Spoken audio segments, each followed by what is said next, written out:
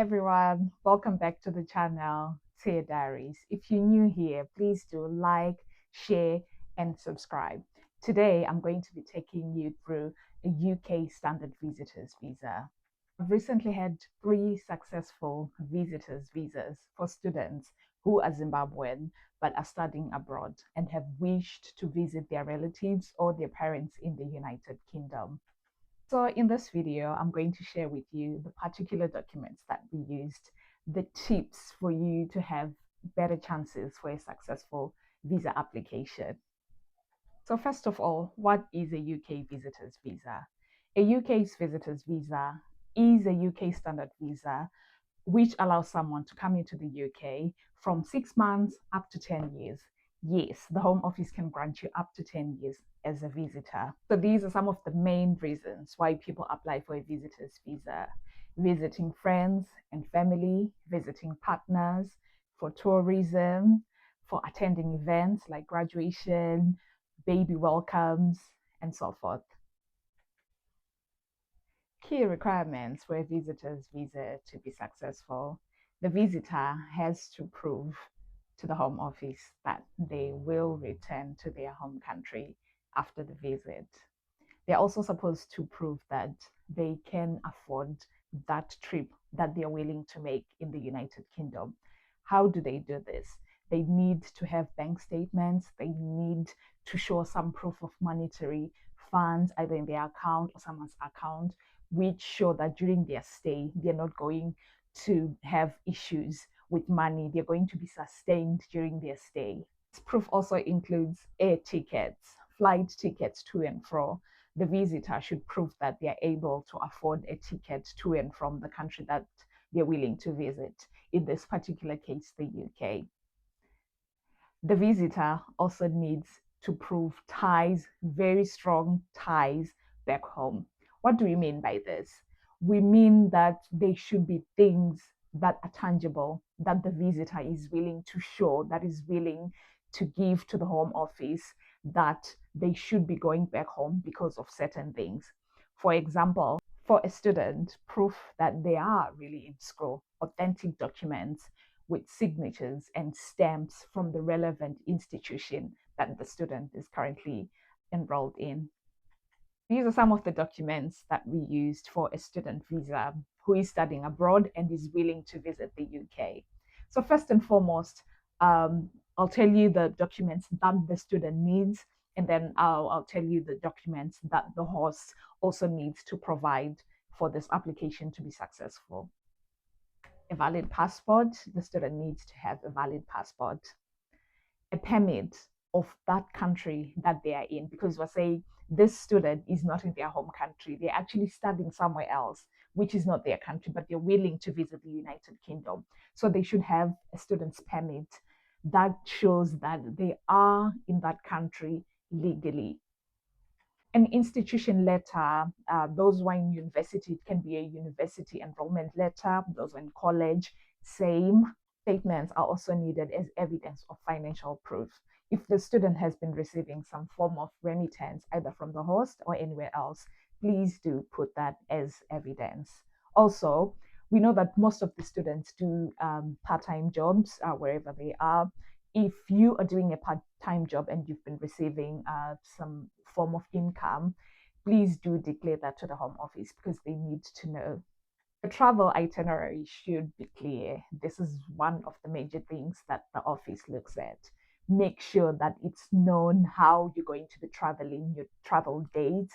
Make sure they're not even clashing with your school days, because someone would apply when they're supposed to be in class. And already the Home Office is already questioning you of your honesty. How are you willing to travel when you're supposed to be studying? So these are some of the tiny things that they look at of the student. And now to the host. So first of all, the host needs to write an invitation letter. In the applications that I've done, I believe that the invitation letter is the one that sells the whole idea. It's the one that should bring that catch to the case officer who's handling your application. So make sure you do it right for a successful application. Host passport is also important. The purpose of the visit, this should be a very clear statement. Why is the visitor coming? Is there like a need for that visitor to come to you? So make sure you write a very convincing statement. The host should prove their right of residency in the UK, either UK permit, which used to be the BRP, which have been phased out, but now there's the right to work that you can actually prove. Send a screenshot, and then the applicant can send it. Proof of income is also needed for the host. So you can put your bank statements up to 3 months. You can also put for 6 months, but 3 months is still okay. If you're currently under sponsorship as the host, please make sure you put your certificate of sponsorship. If you're not under sponsorship, please make sure you put your certificate of employment, something that's showing that you are in employment and you are capable of hosting your applicant, your visitor. A tenancy agreement is needed, or a lease for the house. If you bought your house, please make sure you put, because the home office needs to see where your visitor is going. They need to see if you're having an appropriate home for the visitor to come in. I think they do look in particular at the bedrooms, just to make sure that the visitor is comfortable. They've got their own rooms, and looking at your family as well. Proof of stay in the UK, as I said before, we used to have biometric residence permit, a card, but now it's all digital. So just make sure you download it, take a screenshot, and then you make sure that it's with the application for your visitor. So success stories, yay! So I've managed to bring at least 3 people who are Zimbabwean but have been studying in different countries. So this application is just not limited to Zimbabweans, but for any visitor, you need the exact same information, same documents to prove that your visitor is strictly coming for a visit and they're definitely going back home. So here are some of the tips for you to have a successful application. First of all, you need to be honest. You need to be sincere in your application. Don't over explain things and don't over exaggerate. Trust me, with the applications that I've done, I've realized that the case manager or the people who are handling these cases, they're quite human as us. So they can tell if you're really exaggerating. There are a couple of people who've come to me and told me that my visa has been denied because of this, and I've managed to help them. And then after that, we've had successful applications. So don't exaggerate and don't lie. Make sure you're honest by all means.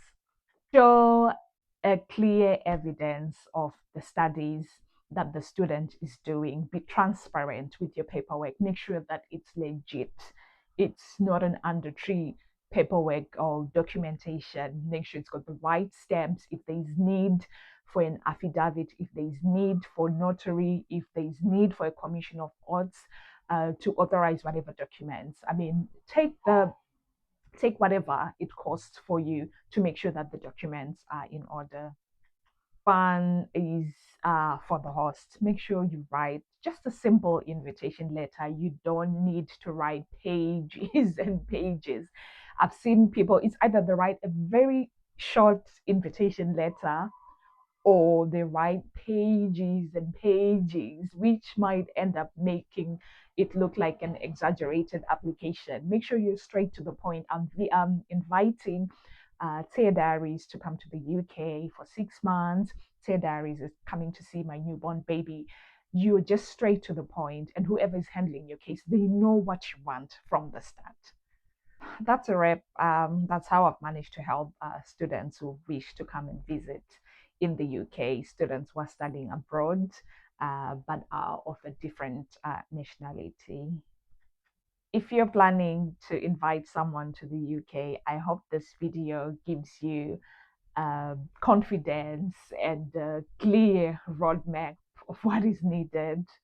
If you found this video helpful, please don't forget to like, share, and subscribe for more of these videos.